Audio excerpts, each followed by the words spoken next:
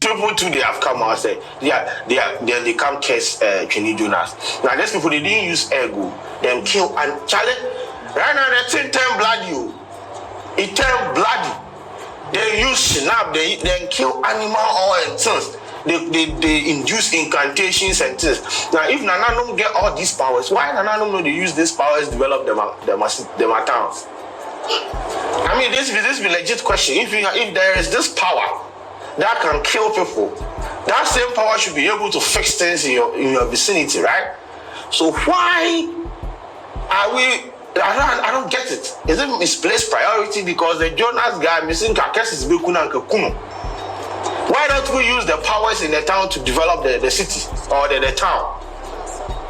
Anyway, so let's go straight into the case. As I said, it happened as in Fujupensen Shrine. You hear the shrine name.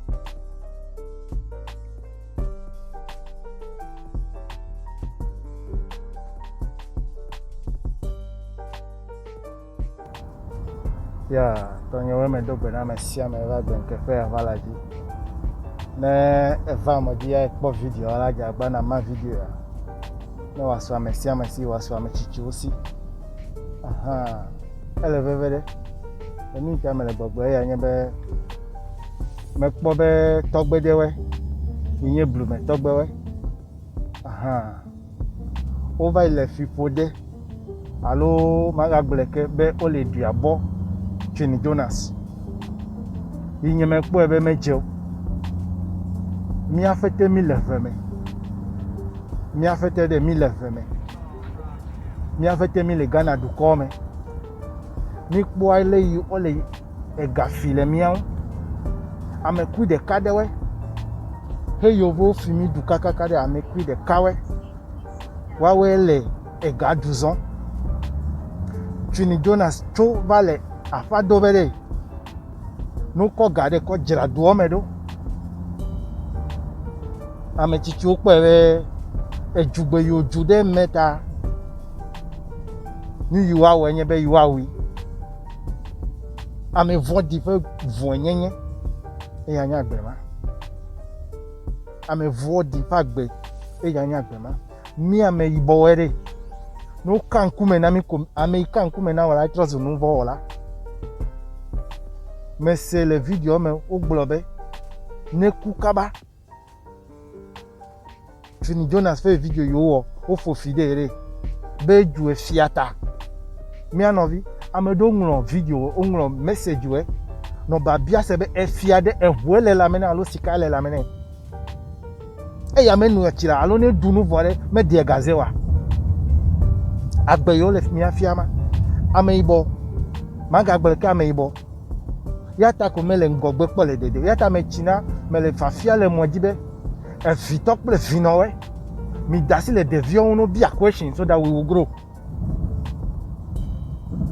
mi dasi le devion de no bi question so that we will grow Quinny Jonas anya jua me bia ba bia se nyebe e fiawe de otun yo Jonas bia se be Jonas no katanele miaju. Did they even give him a warning? Babia ma bia se ma Ona Jonas warning how? Omena Jonas warning. De ko choko be Jonas la meju. Jonas duo fiata. Odibe yuwa u Jonas. Ne we kweva. Bo then youth are waking up. Me amedomi le gbogbola gbenkefe ya vala jibe. Jifo mele te fere ke. A single group of people like MPP and NDC cannot be eating the money of the country. A time is coming. A time is coming. Maga Gleke, the lucky side of the you, Amechichimawe, they should pray. Now they come and Jode Jonas. They connect Jode Jonas. One to Akbobe, a bomb man, on Amia Feteu. Nyatefa de Kai, O for Fide Jonasi. For Jonas le Chichinawe, Namuan Lefma, Fiafito Lefma, O meton for Fide Yovo Yova Finiquacho. A gomede. O mettons de faux fidèles fiafitawe. Politiciens wale yo le mia fi 24/7 o mettons faux fidèles. Mi no Ghana melefma. Amova le teo ho le dudu. Et ya vie de show de quoi. Machina me chichio every day. Enuma ole dadafu. Dumevio at this recent time. If our grandfather, our spiritual beings were, what one pere me amede biam le nyo agbenke fe ya vala jibere. Fine gbogboma no afa yo over fimi. O me ponya lo, we will take it physical. No wa ono cheto, no cheko to gbogbome. No cheko to gbogbome. Nena de ne o Jonas.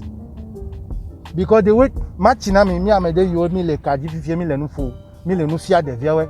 The way they will do to Jonas is the same way they will do to me. So what is good for Jonas is good for me. Anya Juameba, which I don't agree. But you must give him a caution. You must give Jonas warning. Let me man ne warn you.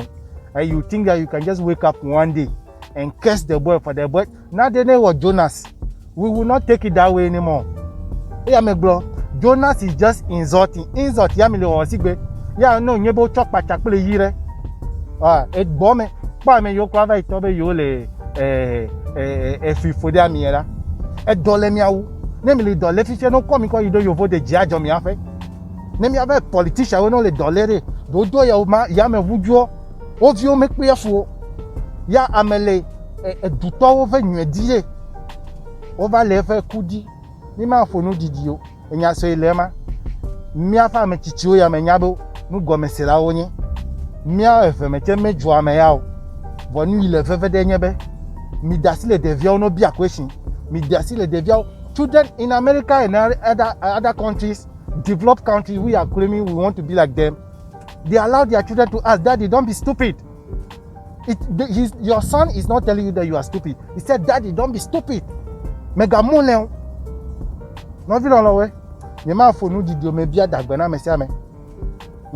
Me bia dagbe na me sia me. Ni ma fonu didio. Dagbe ya me bia feduko. Bia dagbe na me sia me. Didi. Heaven is not in the sky.